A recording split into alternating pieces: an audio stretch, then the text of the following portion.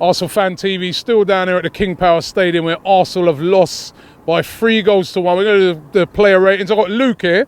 Now, I was supposed to do an interview with Luke earlier, but it's the rain started coming down and that we didn't get to do it. So I thought, Luke, you can join me to do the player ratings today.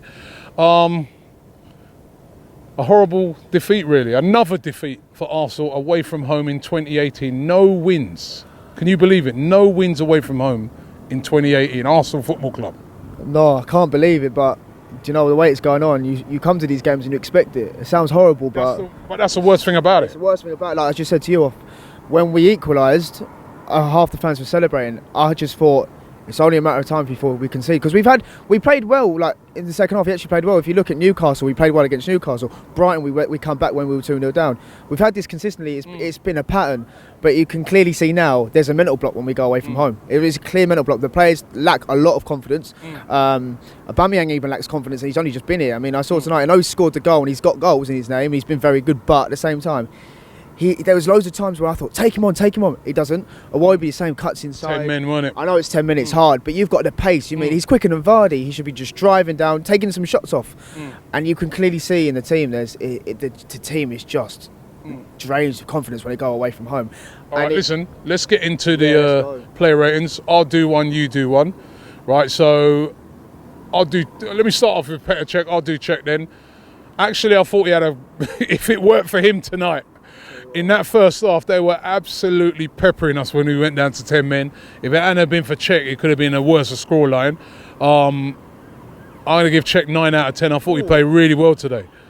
Even his kicking was decent today as well. So he played well today, Cech. He kept us in it for long periods. Maitland-Niles, right back. See, for me, I thought he was one of our best players. I thought he's just so calm and collected. Didn't give away a penalty though. But I don't know if it was a penalty. I mean, I haven't seen it from where we were sitting. It looked soft, to be fair. It looked very soft. So apart from that, I think he's really good and he's versatile as well. I'm going to give him a 7. 7? Yeah. Okay. Moving on to Mustafi. It was hard to judge. He didn't really make any mistakes. The only thing I wonder is leadership. Now, Mavropanos, just before he got sent off, he'd made a similar mistake.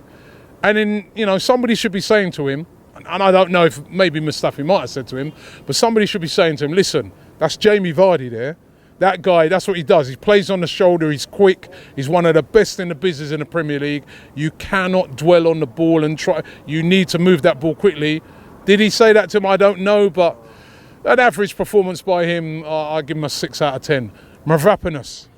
Well, you feel harsh for him. It's just a lack of experience. I mean, he shouldn't have done it. You've got to give him a 3, really. Yeah. Even I don't want to be too harsh on him because he's been very good the games he played against United. The thing is about it, you have to be harsh on him because it's a baptism of fire. Yeah. But basically, going down to 10 men has lost us the game, hasn't it? Yeah, maybe a 2 then. I can't be. It was a completely even though we went down 1-0. We started off well. It was a completely even game. We had enough. If he didn't get sent off, you can get back in the game. Even let them go and score 2. We can try. Yeah. But once you're down to 10 men against Premier League teams, you're in big trouble. Yeah. So probably 3 is, I think that's fair. Rob Holding, I thought he was decent enough tonight. I mean, sometimes as well, he got caught in possession as well. But decent enough because he when he made mistakes, he recovered from them. I'm going to give him a 6 as well.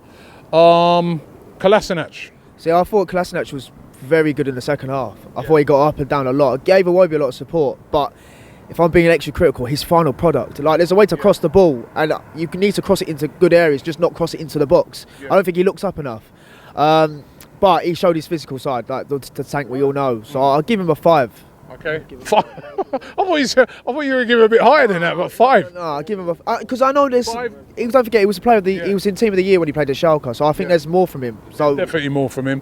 Granit Xhaka, another player that, has been disappointing this season. And again, I just want to see him move that ball quicker in midfield, particularly when we were down to 10 men. You've got to move it. You've got to get the ball up. Even balls over the top, try and get the balls into Aubameyang, in behind to use his pace and Mkhitaryan. I didn't think he did that tonight. I've got to give him a 5 as well. Aaron Ramsey. I thought he was really poor. I thought he had one of his poorest games. And I mean, like the same thing. He takes far too many touches, he loses it a lot. And tonight, he just kept going down. He kept very, very easy off the ball. 4 for me. Well, he was really poor. You're pretty generous with that. I mean, I'd agree with you because he worked hard. He worked. The one thing I give Ramsey, he absolutely worked his socks off, but he did have a bad night at the office tonight. There was a couple of occasions where he had, like, when Leicester had the free kick and he managed to run and he actually got the ball around about 60 yards. Yeah. That was good. And there was a bit in the second half where he played the early ball to Aubameyang.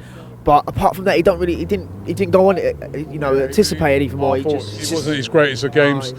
Mkhitaryan, I thought Mkhitaryan played very well tonight. He was always a threat. If he'd have scored that goal where that one that just zipped over the bar, but he was always a threat tonight. Got a bit tired towards the end, but I think I'm going to give him an 8 tonight. I thought he played well.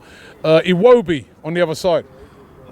See, I feel for him a little bit because I feel he's the scapegoat of Arsenal now in the first half because he was playing like I can't even know who he's playing. Someone plays in with Xhaka. He's supposed to be playing like number 10, but he wasn't playing a number 10. He's very deep with Xhaka to get the ball, and sometimes he had a good connection with Knowles on the right. But when obviously the sending off happened, I thought he lost his way in the second half, and he looked totally knackered as well. And the thing is, he has not got a left foot because there's loads of times he could have whipped it in with his left. He pulls back in his right, slows the counter attack down.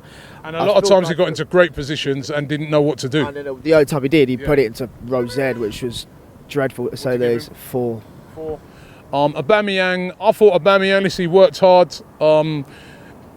Again, not enough service for him. To me, in the situation we were in today, not balls over the top. He's up against, 2 of the slowest centre-halves in the Premier League.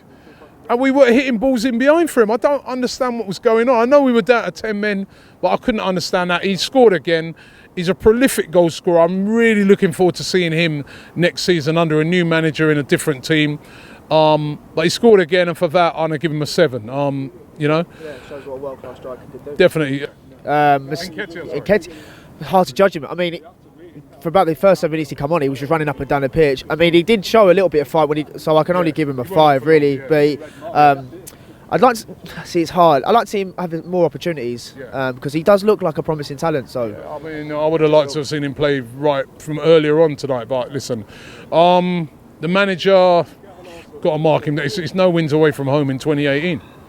That is a diabolical stat. I know, obviously, the team's much changed tonight. Loads and loads of changes. It's not the first team out there. But, you've got to say to yourself, it's a disgraceful stat. It's a horrible stat. And it's 3 out of 10, I've got to give him. Until we get that away win, how can you mark it up? We come away. They got beat 5-0 by Crystal Palace, and we've come here. I know it's a different team, and we've 3-1.